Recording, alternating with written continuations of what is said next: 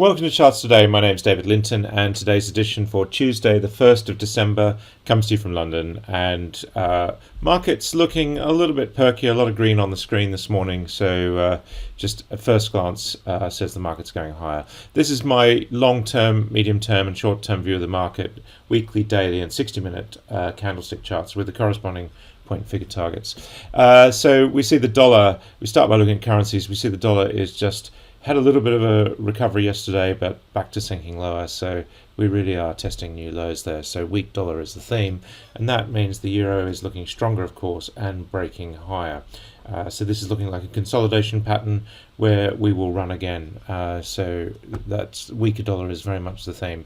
Looking at sterling, we're sitting at 133.52. So we have been as high as 134 this morning, edging higher against that weaker dollar all the time.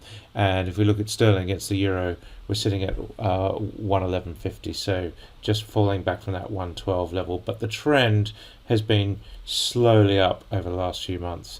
Taking a look at Bitcoin, we're sitting at $19,700. That was the target, and that's where we've got to. So really a big performance there from Bitcoin, making new highs, going to the moon basically. So looking very bullish indeed.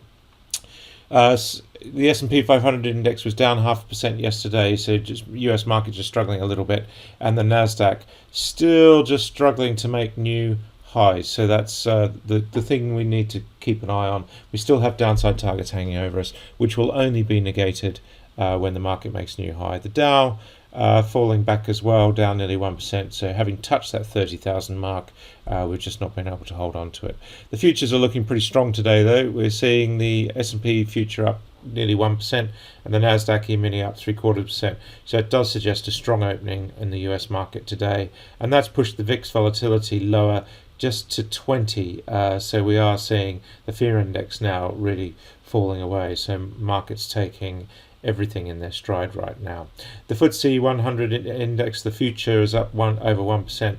The DAX cash market in Germany up 0.75%, and the CAC Current up just under 1% as well. So markets looking pretty strong. Japan was up 0.75%.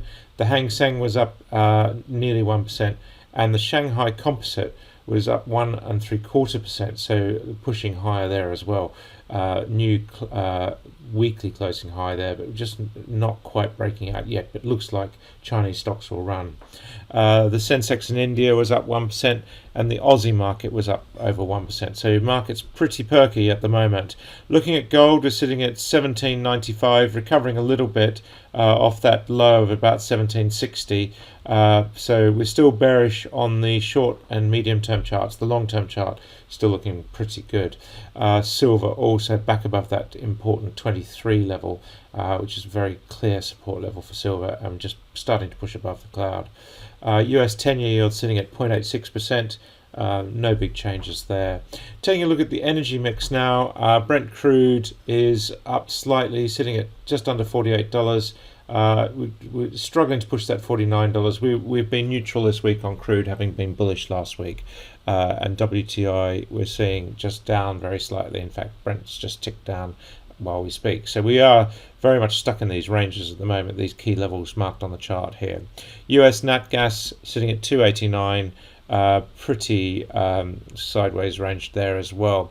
Coal did break above this all-important $61 level, so that's quite important for coal.